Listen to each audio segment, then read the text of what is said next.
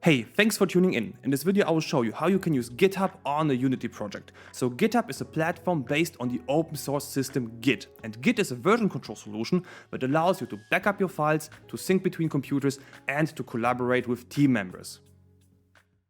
So there are multiple version control systems out there and they serve the same purpose. There's Git, there's Perforce, there's Plastic, which is basically now Unity version control, and there is Subversion. We're going to look at Git right now because Git has an ecosystem. You don't get all these things out of one vendor. So there are hosting providers, there is GitHub, but if you don't like GitHub, you can also look at GitLab, you can also look at Azure DevOps or Git or any self-hosted solution. And there are desktop applications that allow you to push and pull the files through GitHub, like SourceTree, like GitHub Desktop, Git Kraken, or Anchorpoint in this case. So why should we use basically GitHub? Because it has the biggest ecosystem. It has a good enough large file support right now with GitLFS. GitLFS, when it was new back in the days, it was not that good, but it catched up a lot. If you work on a mobile project, for example, it's definitely more than enough. It's popular. Almost all software companies nowadays use Git for version control. And it's also popular in the game development world. And you don't have any vendor login because it has the biggest ecosystem. If you don't like, for example, pricing changes on one platform, you can easily move to the next one. So how does the process look like? Let's say you work in a team of 2 people and both have their files on their computer. They will use a desktop application. In our example, this will be Anchorpoint, but you can also use any other Git client where they will push their Unity files to GitHub. Then your other team members will also pull the files using the desktop application from GitHub to their local computer. And this is basically all the workflow, what you're going to do. You're going to make changes, you're going to push the files, and any team member will pull the files. That's a huge difference from working, for example, with a Dropbox or Google Drive, where you do all the time instant file syncing. Here you have more control of what you upload and what you download, so your work on your project is not disturbed by that. All right, so let's get started.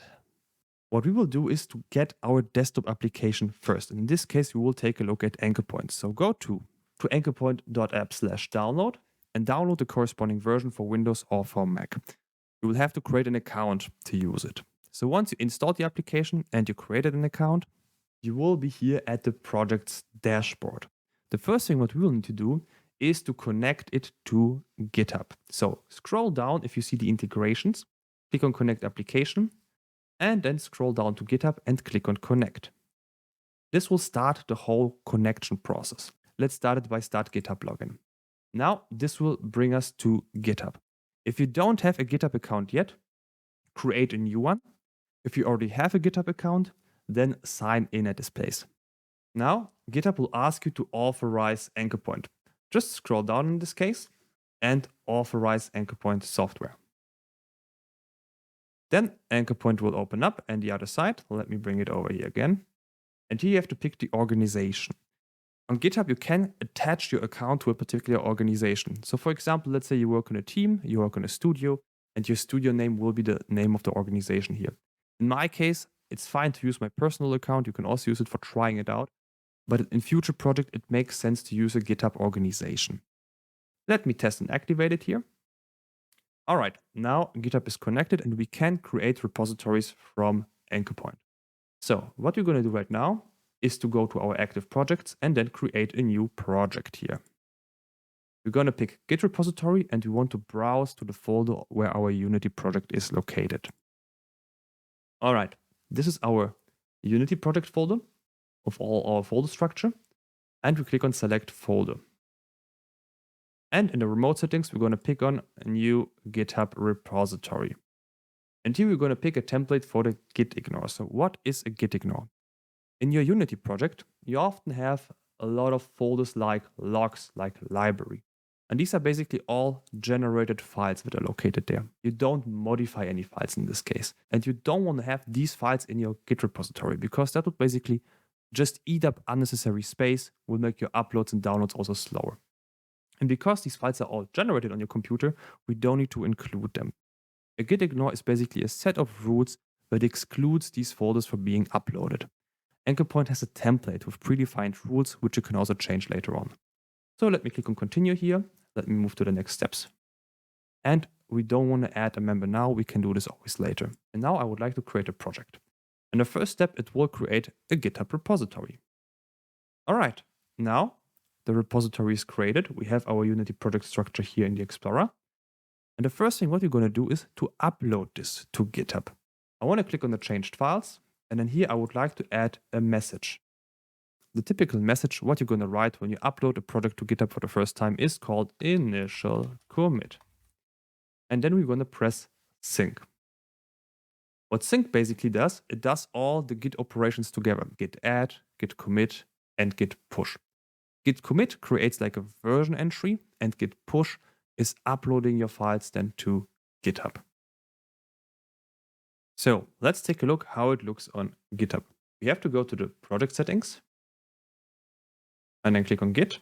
And here is the URL with our Unity project on GitHub. Let's visit this. And this is bringing us to the repository. So if you're not familiar with the GitHub interface, it can be a little bit confusing. But you can definitely ignore all these menu entries here above at the beginning, except of the settings, because here is a place where you can add members to your repository. What's important rather here is this whole project structure, and you see that it looks a little bit different than your Unity project. So as mentioned before, we don't have any logs folder, we don't have any library folder, because that folder was ignored by the git ignore. And the git ignore has been created like a config file here. And this contains all the rules of which files are going to be ignored.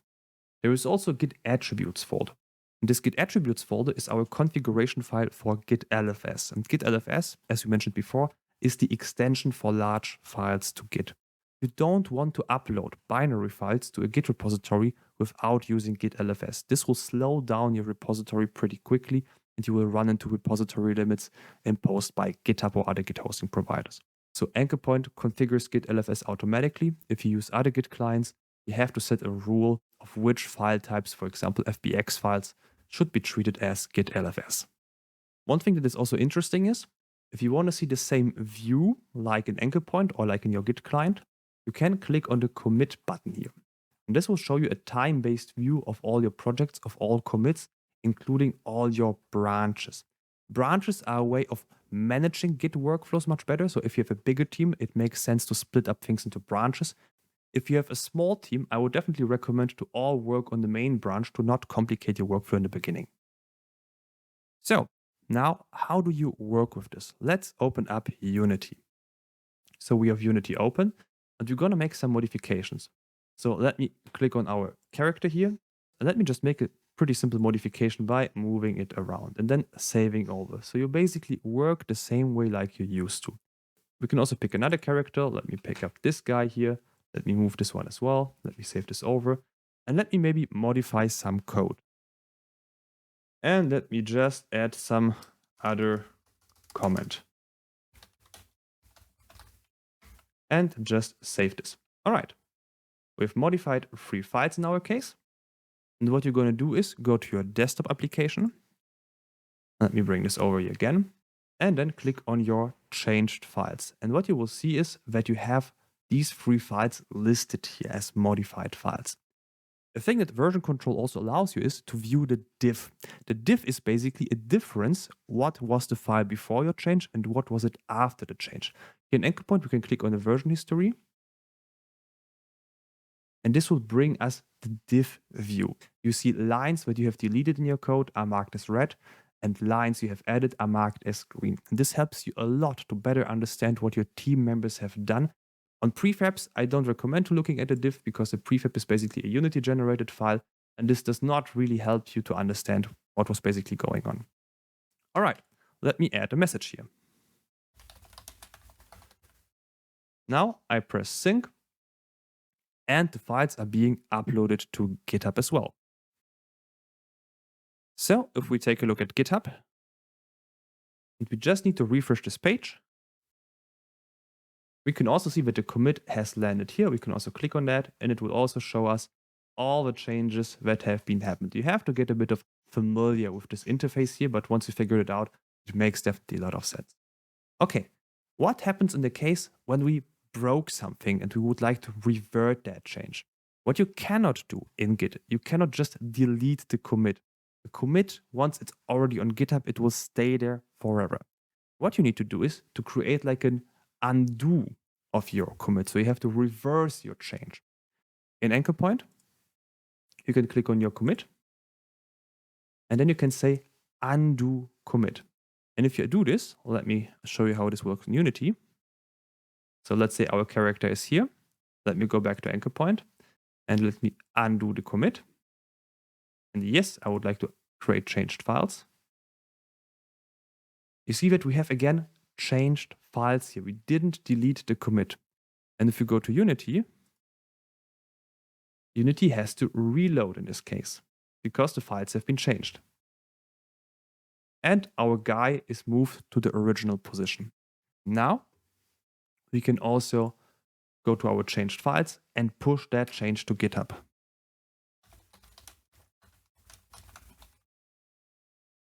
And this way, we're going to revert a change that was made by accident here in this case. All right, let us touch also on one important aspect of version control, and this is file locking. File locking prevents you that two people work on the same file at the same time because everybody has a local copy of their files and everybody can basically modify the files as they want.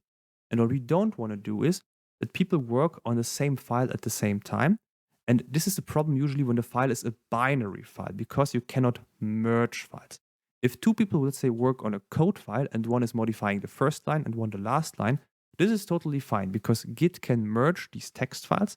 But let's say on binary files, like on FBX files, it's not possible in this case. Then one of you would definitely lose work. On prefabs, we have a little bit of an exception. Prefabs are text files, so in theory they are mergeable.